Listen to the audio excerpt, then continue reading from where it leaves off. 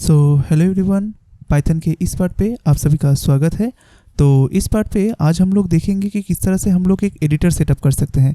हम लोग पिछले पार्ट पे देखे थे कि किस तरह से हम लोग पाइथन को सेटअप कर सकते हैं एंड पाइथन हम लोग के जो कंप्यूटर है उस पर हम लोग इंस्टॉल भी कर लिए थे। तो आज हम लोग देखेंगे पाइथन का कोड लिखने के लिए हम लोग को एक एडिटर का ज़रूरत है, तो उसको हम लोग किस तरह से यहाँ पर यूज़ कर सकते हैं या फिर इंस्टॉल कर सकते हैं। तो अगर आप कोई भी प्रोग्रामिंग लैंग्वेज सीखो, अभी के टाइम पे सबसे ज़्यादा पॉपुलर कोड एडिटर है VS कोड या फिर विजुअल स्टूडियो कोड। बिकॉज ये जो VS कोड एडिटर है ये बहुत ही लाइट वेट है एंड इसमें बहुत सारा एडवांस फीचर्स भी दिया गया है जो कि आप लोगों को शायद जो पेड आईडीज़ होता है, आईडीज़ का फुल फॉर्म है इंटीग्रेटेड डेवलपमेंट एनवायरनमेंट, जो कि प्रोजेक्ट बेस्ड आईडीज़ होता है या फिर एडिटर होता है, वहाँ पर जो भी फीचर्स दिया जाता है वो सभी कुछ या फिर ऑलमोस्ट सब कुछ इस VS कोड एडिटर पे है।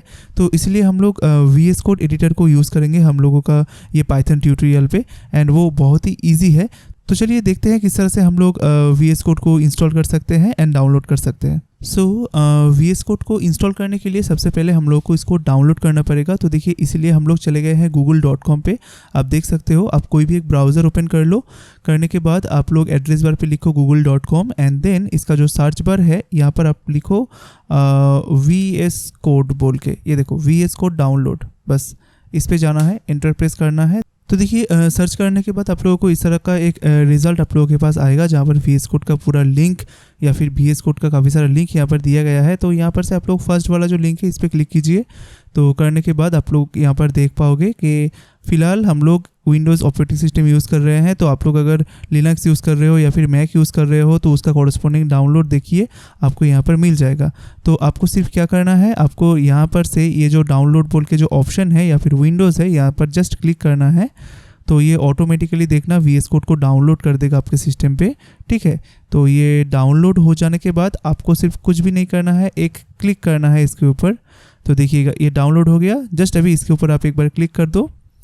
तो क्लिक करने के बाद कुछ नहीं, सिर्फ आपको यहाँ पर आई एक्सेप्ट करना है, नेक्स्ट करना है, देन यहाँ पर से सभी को चूज़ करना है, देन नेक्स्ट करना है, देन यहाँ पर इंस्टॉल बटन पे क्लिक कर देना है, ठीक है।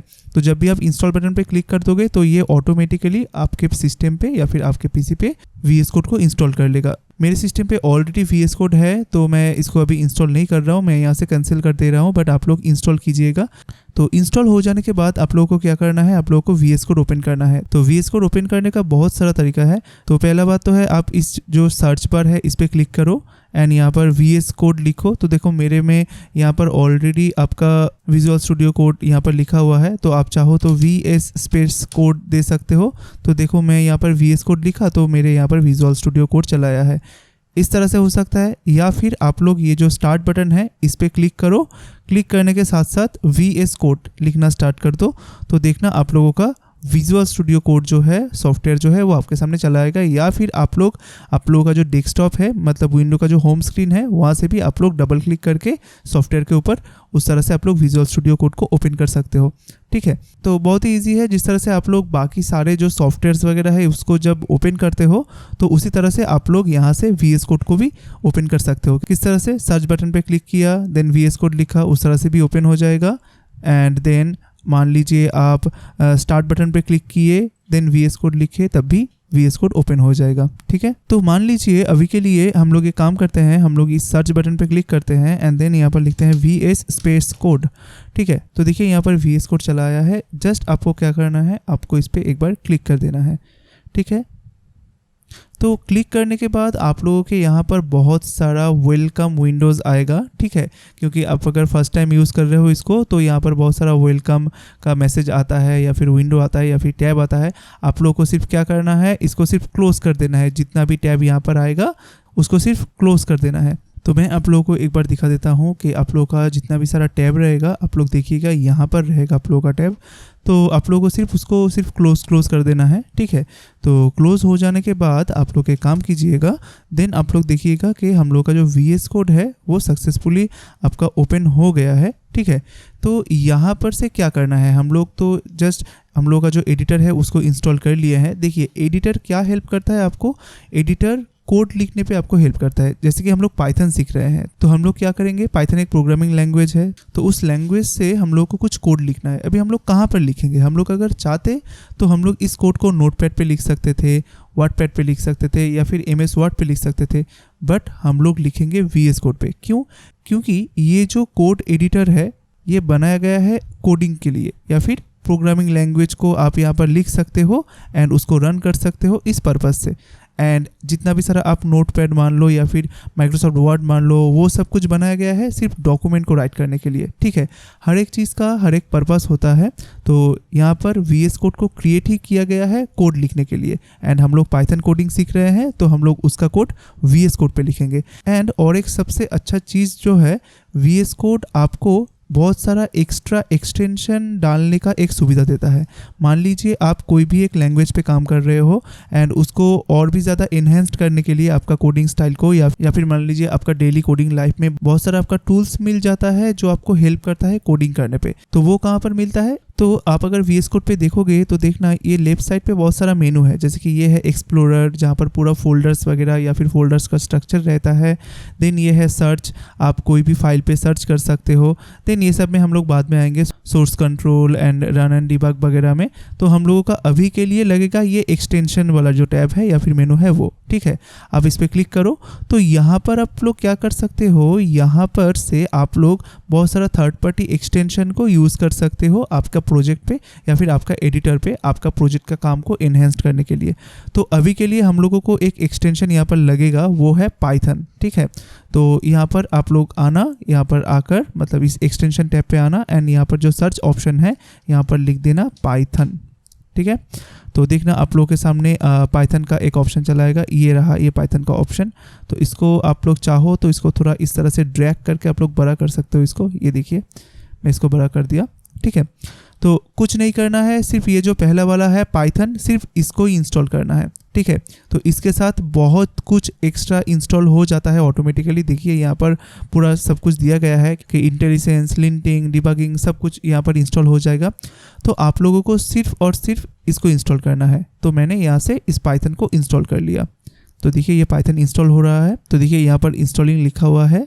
तो जब ये इंस्टॉल हो जाएगा तो यहाँ पर हम लोगों को मैसेज आ जाएगा कि इंस्टॉल्ड कंप्लीट। ये देखिए हम लोग के यहाँ पर ये जो एक्सटेंशन है VS कोड पे पाइथन वाला वो इंस्टॉल हो गया है, इसलिए देखिए यहाँ पर अनइंस्टॉल का ऑप्शन आ रहा है, ठीक है। बस और कुछ नहीं, सिर्फ यही चीज़ करना है। तो हम लोग पिछले ट्यूटोरियल पे देखे थे कि किस तरह से पाइथन को हम लोगों के जो ऑपरेटिंग सिस्टम है विंडोज़ पे इंस्टॉल करना है, वो चीज़ हम लोग कर लिए।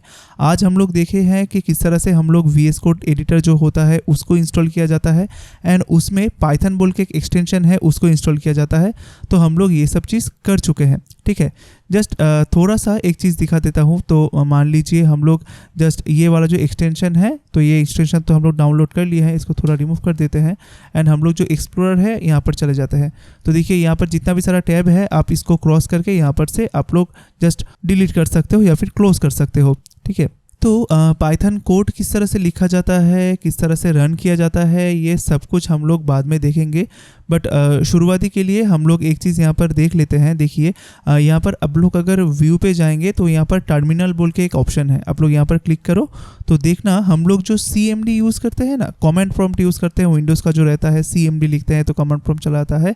तो वहाँ पर हम लोग सिर्फ कमांड लिखते हैं, मतलब कंसोल में सब कुछ लिखते हैं। तो यहाँ पर भी VS कोड में इनबिल्ट टर्मिनल रहता है, ठीक है। देखिए यहाँ पर जैसे कि है, तो यहाँ पर हम लोगों का जितना भी सारा कमांड होगा जो कि हम लोग टर्मिनल पे रन कर सकते हैं, तो उसको CMD में ना लिखकर, मतलब विंडोज़ का जो डिफ़ॉल्ट वाला जो कमांड प्रॉम्प्ट है वहाँ पर ना लिखकर हम लोग यहाँ पर लिखेंगे। जैसे कि मान लीजिए, तो पिछले दिन हम लोग देखे थे कि हम लोग का जो विंडोज़ का जो टर्मिनल है CMD है, तो वहाँ पर कमांड प्रॉम्प्ट पे जाकर हम लोग पाइथन इंस्टॉल हुआ है कि नहीं वो चीज़ हम लोग चेक किए थे, ठीक है। तो आज हम लोग यहाँ पर देखेंगे। तो देखिए यहाँ पर क्या लिखना है, यहाँ पर लिखना है आपको पाइथन -- वर्जन, राइट। सो यहाँ पर आप लोग एंटर प्रेस कीजिए। सॉरी मैंने कुछ गलत लिखा, पाइथन -- वर्जन होगा, सॉरी। सो यहाँ पर S होगा, वर्जन। ये देखिए पाइथन का वर्जन जो है वो आ रहा है, ठीक है। तो यहाँ पर ही हम लोग सब कुछ देखेंगे स्टेप बाय स्टेप। एंड देखिए यहाँ पर बहुत कुछ ऑप्शंस वगैरह है। तो यहाँ पर आप लोगों को बाय डिफ़ॉल्ट पावरशेल चूज़ रहेगा, तो आप लोग पावरशेल से सब कुछ कर सकते हो, कोई इशू नहीं है।